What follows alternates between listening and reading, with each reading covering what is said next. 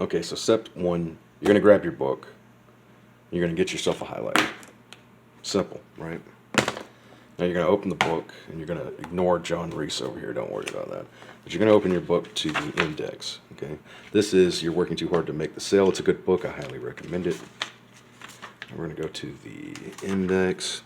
And you're going to look at the index, and you're going to skip things that you don't care about, that you don't think are going to be useful to you. Just skip them. Usually it's the introduction to a book. You know, it's just there to sell you on the idea of the book, why you should buy it, or why you should read it, or whatever, right? So I skipped that. And I just looked through it. Look through the entire index, you know, look at everything. See if there's anything that particularly interests me. Maybe I'll highlight it, come back to it later. Okay, so we know what chapters we're not going to look at because they're useless, right? Or at least we think they might be. That's step one. Step two, you're going to go to each chapter that you think is useful. And this is my bookmark. I think you should stay money-minded. You know, get a positive attitude about money. It'll change your life. That's what I think. Anyways, I use big money as my bookmark. So the idea is you go to each chapter now, and you're not going to read all the little paragraphs and parts, right? You're just going to look at the headlines, and you're going to see a headline that you like, and you're going to highlight it, and you're going to skip ahead. The next page, you're going to look through. You see a headline that you like, you're going to highlight it. See, it's simple. Don't read anything. Just go through the entire book, highlight the headlines that you like, and skip everything else. Then, once you do that to all the chapters that you like, you're going to go to step 3, where you go back and you're going to look at the headlines that you highlighted, right? And you're going to look at each paragraph under each section that you highlighted. So you highlighted this. So you're going to read this, you know, this. You're going to read these paragraphs. But you're not going to read the whole paragraph. What you're going to do is you're going to read the first sentence. So if there's a better way to talk yourself out of sale, blah, blah, blah. And then you're going to read the last sentence, which is pretty close to the truth, blah, blah, blah, right?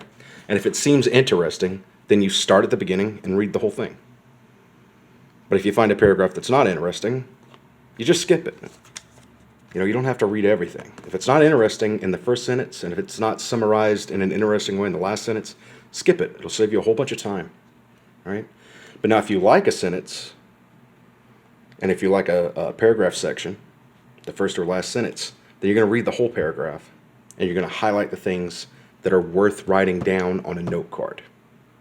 Okay? Only highlight things that are worth writing down in a note card. Your objective here is to skip everything that you don't need. That's the whole objective.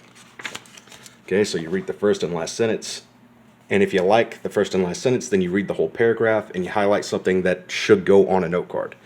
But the trick here is you do not make the note card yet. You highlight everything that could be a note card.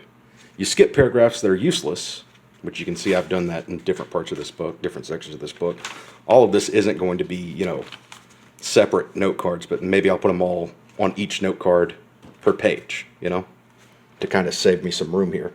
And just cut out the parts that I don't really care about that I highlighted anyways that are important to the note. But the point of the matter is you want to skip the parts that you don't like as far as chapters go. Skip them entirely. Then you're going to look at the headlines if your book has headlines. And you're going to highlight the ones that are interesting. Skip all the ones that aren't. Then you're going to go back and look at all the headlines that you highlighted. You're going to read the first and last sentence of each paragraph underneath the highlighted headlines. And if the first and last sentence are interesting to you, you read the entire paragraph and highlight anything that you could put on a note card. Do not write any note cards yet. It's very important because if you stop to write note cards, you're going to waste all of your time highlighting something, writing a note card, and then somebody's going to walk up to you and distract you. The house is going to catch on fire. Something's going to go bad. Okay, and then you're going to forget about doing everything you're doing. It's going to throw you off track. Don't do that. Highlight stuff as fast as you can, skim over it, and just look for the good parts. Okay? Then you're going to take yourself out a note card. I've got, just plain, or you can get like color coded and stuff like that. You can get them all over the place at Walmart and stuff. And or you could buy them at Staples online. You know, just a regular old index card. Get a whole bunch of them. And then at the top of the index card, you're going to write, you know, abbreviation of what the book is, what page it's on, and the topic that it's about. And you can divide the topics in anything you want.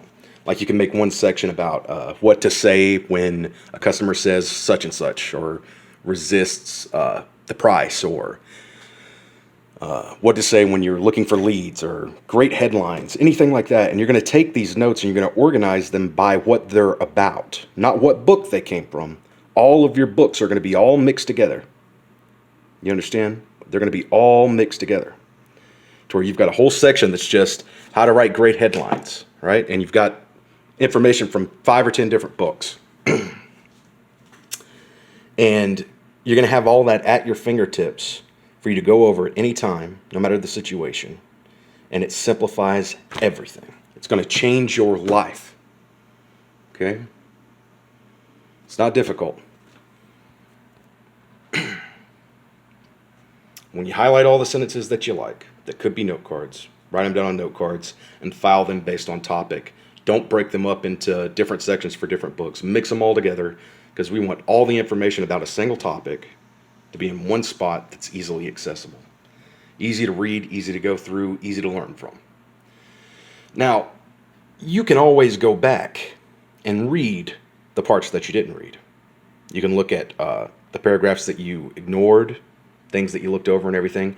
And honestly, if the book's great and you get a lot out of it, it's probably worth reading multiple times over. There's dozens of books that I've read dozens of times, right? And this is one of them. This is a great book right here if you're a copywriter. There's lots of other examples, like scientific advertising, breakthrough advertising, Joseph Sugarman, Triggers. I got a whole stack of copywriting books that I've read multiple times because they're fantastic. But I know they're fantastic because I did this first. Okay? I know which books are good. I know which ones are full of useful information. Then I might go back and squeeze every last drop out of them. Right? But there's no reason that you should be wasting hours and hours and hours and hours and years of your time reading books when you're not going to retain, 40, 50, 60% of it. You're going to learn a lot more if you write everything that's important down on note cards and have a tickler file. These are just blank cards, but I have a giant tickler file full of everything that I could ever want to know about anything, right? Jokes, how to close a sale, how to generate leads, how to write a great headline, how to write a great opening sentence. I've got tons and tons and tons and tons and tons of note cards about all of those different things. And that's what's going to separate you from everybody else in your industry. And it's not just, on books or anything. You can do this with seminars, presentations, anything. Any notes that you take, I highly recommend it. Give it a try. And a dyslexic person that can't read a word will probably be smarter than a bookworm if they use this system. If they could read the note cards. So I guess they'd have to read one way. Anyways. And make yourself some money bookmarks. How about that? I open up my book and there's Benjamin Franklin staring right at my face. I like that. Don't pay attention to him. Okay, he's just doing his own thing with Frank Kern and John.